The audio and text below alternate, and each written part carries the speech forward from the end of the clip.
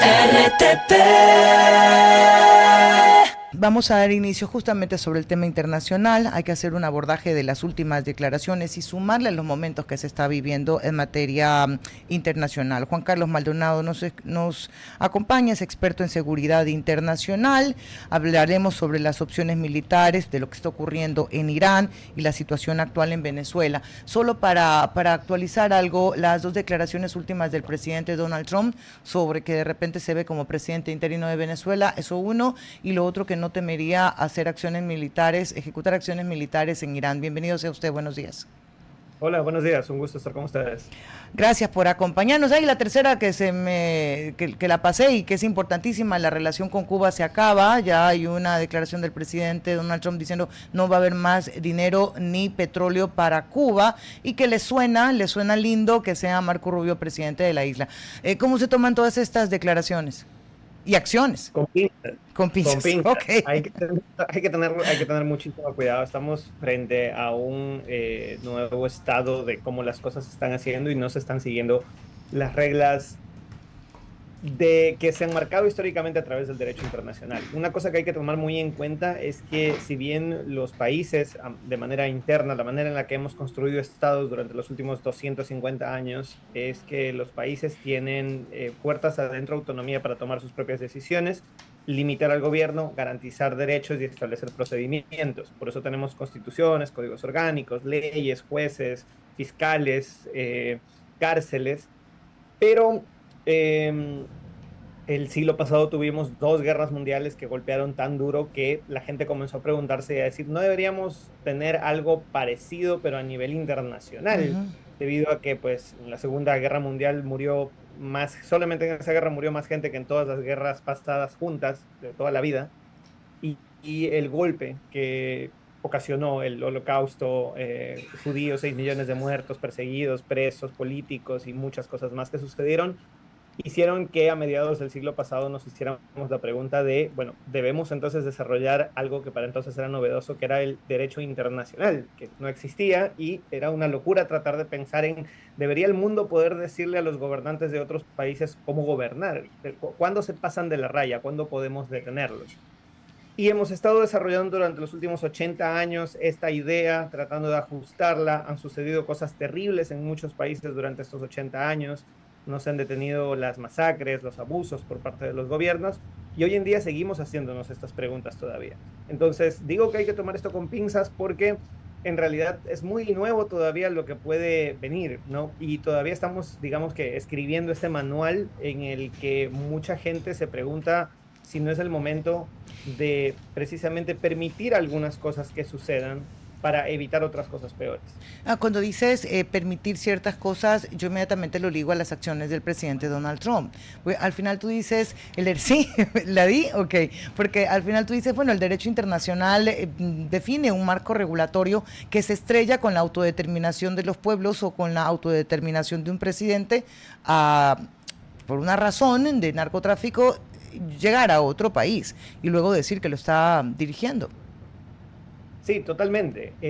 Vi una reflexión popular ahí, no era de ningún experto, pero me parece que es muy acertada y es el espíritu en el que se encamina todas las normas internacionales y es si el derecho internacional no me protege a mí o a cualquier persona de ser torturado arbitrariamente por mi propio gobierno bajo normas de que soy un opositor, entonces digamos que el derecho internacional no está por ahí como que Ahora, beneficiando a quien tiene que beneficiar, obviamente. Y Juan Carlos, entonces, sí, sí, Juan Carlos, solo le sumo algo más. Yo creo que el derecho internacional no sé cómo queda en la mesa nada más de conversaciones, porque en las declaraciones que han dado algunos mandatarios, todos están haciendo hincapié en fuerza, en poder, en guerra.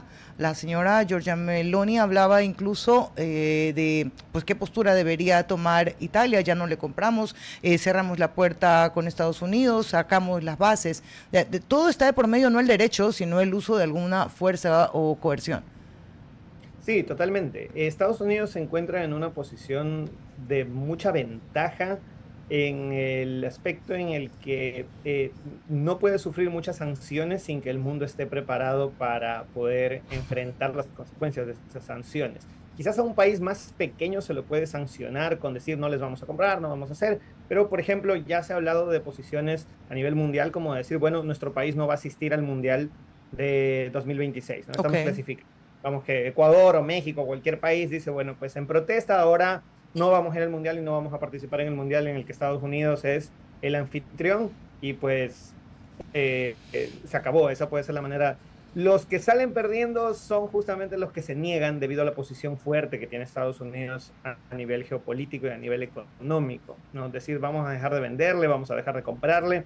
Hace que Estados Unidos tenga una posición muy buena para poder presionar precisamente de esta forma sin recibir sanciones fuertes a las que estamos Ok. Te acostumbrados. quedan en solitario.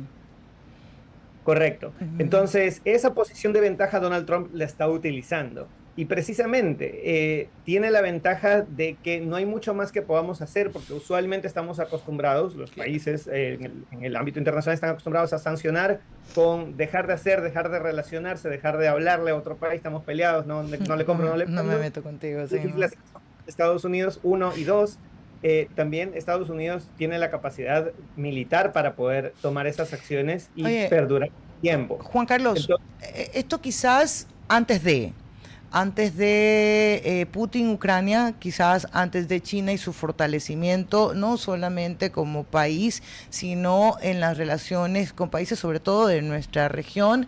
Eso quizás antes de las declaraciones, y ahí por favor confírmeme si son ciertas las de Kim Jong, hablando de que respaldaría cualquier acción del presidente Putin.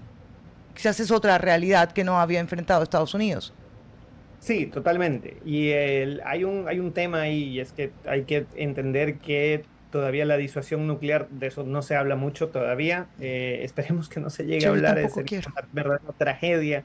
Pero sí, efectivamente, ¿no? Hay que recordar que am, todavía existe un cierto balance en el mundo. Hoy en día, Rusia y Corea del Norte son protagonistas secundarios, ah, comparado con lo que puede ser China hoy en día. Hemos visto, se especuló mucho sobre la reacción de Rusia, China y otras potencias que apoyan al régimen venezolano, pero no ha sucedido nada hasta ahora, lo cual es una mala señal para todos los demás, porque eso significa que Estados Unidos va a tratar de seguir pinchando ese globo diciendo, bueno, ya lo piqué una vez y todavía no se ha roto, vamos a ver qué pasa si lo pico una segunda vez. Y entonces todavía es mucha especulación sobre qué puede pasar con Rusia y con China. Rusia está muy ocupada y muy devastada económicamente después de la guerra infructuosa en Ucrania. Donald Trump logró hacer en Venezuela lo que Putin soñaba con hacer en Ucrania, es decir, entrar, de poner al presidente y poner a un gobierno ruso en Ucrania para que poder tener una esfera de influencia ahí en 6 horas. No esperaban que eso tome más de 3 días y ha tomado más de 3 años. Eh, Están muy, muy desgastados y la influencia china hoy en día sí puede jugar un rol, pero no un rol de fuerza. China todavía es muy débil militarmente y esa es la ventaja y la carta que está jugando Estados Unidos, de poder decir, nosotros no podemos haber perdido influencia en cuanto a inversión, en cuanto a participación de negocios, en cuanto a la influencia cultural que tal vez podamos tener. Veamos Ok, el tema de inteligencia artificial, redes sociales, pero todavía podemos ya. presionar mínimamente. Dale, ok, desde afuera no pasa nada, ni cosquillas al presidente Donald Trump, pero ¿qué pasa desde adentro? Porque hay algunas cosas que se están viviendo en los Estados Unidos, no solamente en la respuesta ante lies y su persecución a los migrantes y las formas, ya hay muertos de por medio, yo no puedo decir que todo Estados Unidos, para nada, hay muchos que están contentos con las decisiones del presidente Donald Trump, pero luego tienes también un bajón económico y una preocupación que ven de un presidente que se llama presidente de otro país y con las elecciones aquí nada más, de segundo término. Sí, efectivamente. Esto va a traer consecuencias y lo vamos a terminar de ver precisamente ahora en 2026. Recordemos que en Estados Unidos, a diferencia de Ecuador, no se elige presidente y legislativo, Congreso y Senado al mismo tiempo, sino que están diferenciados. Se eligen igual cada 4 años, Ujú. pero es 2 años el presidente y 2 años después el legislativo, lo cual le da una gran ventaja para esperar. El tema acá que tenemos en Ecuador, que siempre lo critico, es el tema de que votamos en plancha, votamos por el presidente y por el mismo partido Para cuatro de años. los peleistas para 4 años.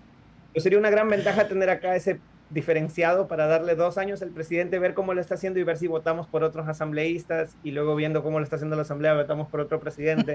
Eso es lo que hace Estados Unidos. Da un gran balance al poder y eso es precisamente lo que se puede ver este año en Estados Unidos. Estamos todavía por ver cómo se desarrollan las elecciones este año para ver si existe un mayor poder en el legislativo por parte de la oposición para frenar las acciones de Donald Trump de manera legal. Pero de nuevo, acá también estamos viendo las limitaciones que puede tener una constitución como la de Estados Unidos, que no ha evitado el ataque a Venezuela. Justificado o no justificado, nos parezca bien, nos parezca mal, es inconstitucional, pero ya lo hizo. Y ahora lo que muchos legisladores en Estados Unidos las herramientas que tienen es decir, pero no lo vuelvan a hacer, cuidado, que no se repita. Y eso puede evitar algunas otras acciones militares en Venezuela que todavía faltan todavía muchos pasos que dar en Venezuela para que realmente podamos hablar de que acabó el chavismo, acabó el socialismo en Venezuela, todavía faltan muchas cosas por ver. Pero en ese aspecto sí puede tener un rechazo fuerte. Sobre lo de ICE, yo creo que como una persona aficionada a la democracia, al republicanismo y al respeto a la vida de las personas, se tiene que criticar abiertamente el hecho de que ICE se ha convertido en una Gestapo en Estados Unidos. Actúan así la han llamado, sin ¿cierto?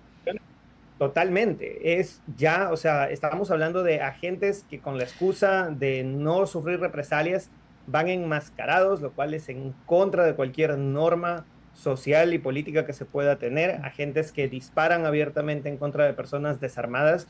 He escuchado argumentos de que dicen, no, pero Estados Unidos no es Ecuador. Cuando un agente de la ley te dice que te detengas, tú te tienes que detener. No hay proporcionalidad.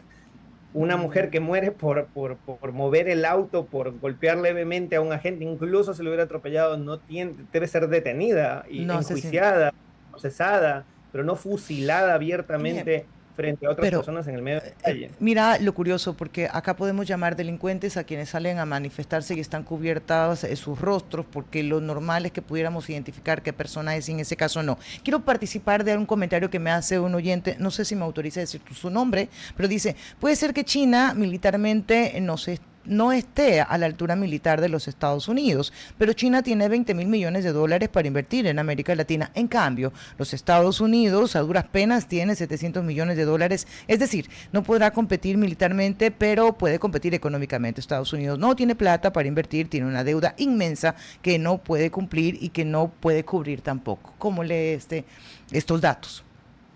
Sí, algunos países en América Latina están en esa encrucijada precisamente ahora. Perú es uno de ellos que acaba de inaugurar el año pasado el puerto más grande de Sudamérica en Chancay, ah, en el norte de Lima.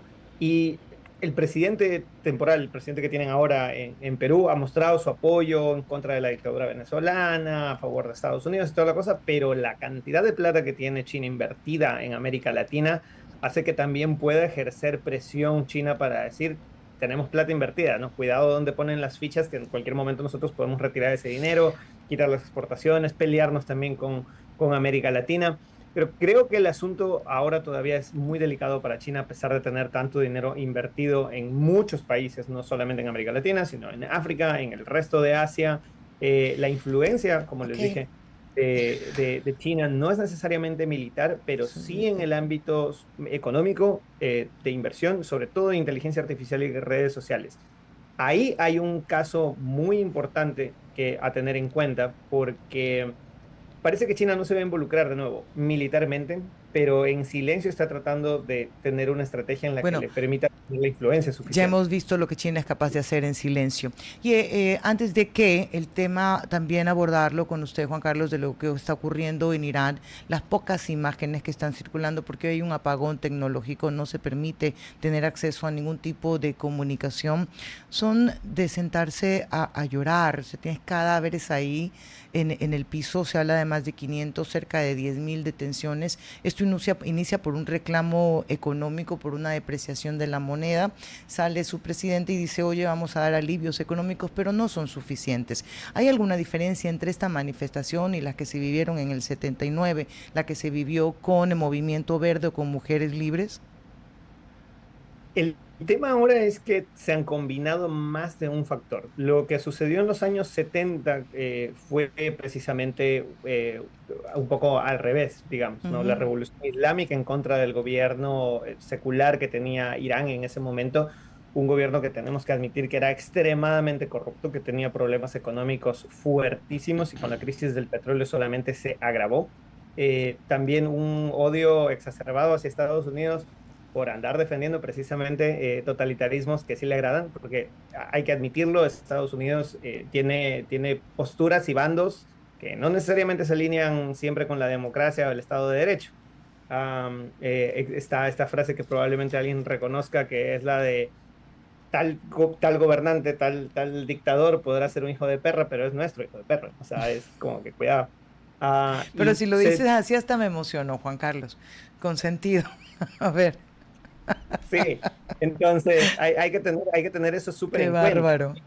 Día, especialmente el tema en Irán es que se han juntado muchas cosas.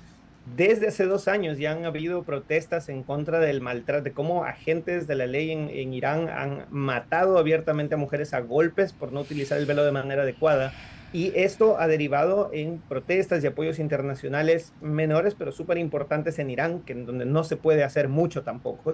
Cada pequeña cosa que se haga es un gran triunfo, pero ya está llegando a un grave problema por precisamente la crisis económica, pero sobre todo y en Irán, en la capital, lo que está sucediendo es una crisis hídrica sin precedentes. Se están quedando sin agua, al punto de que han considerado cambiar, mover a un montón de gente, o sea, sacar a la gente de la capital y moverla a otras ciudades para que puedan alcanzar el abastecimiento de agua. Esto debido a que durante décadas se ha manejado muy mal no solamente el sistema hídrico, sino el sistema económico, el sistema político, los abusos de la policía, la corrupción exacerbada que hay en Irán. Es un hoyo negro para el dinero, se desaparece a diestra y siniestra. Y eso es lo que ha estado Ok. acumulándose durante años, que hoy puede ser ya alcanzar una masa crítica en la que realmente solamente falte pues, un tirón nada más para que Y el boom. gobierno efectivamente caiga. Oye, Juan Carlos, gracias por este recorrido que hemos hecho a nivel mundial. Le envío un abrazo muy fuerte y esto hay que seguirlo conversando. Juan Carlos Maldonado, le envío un abrazo Gracias a ustedes. a usted. RTP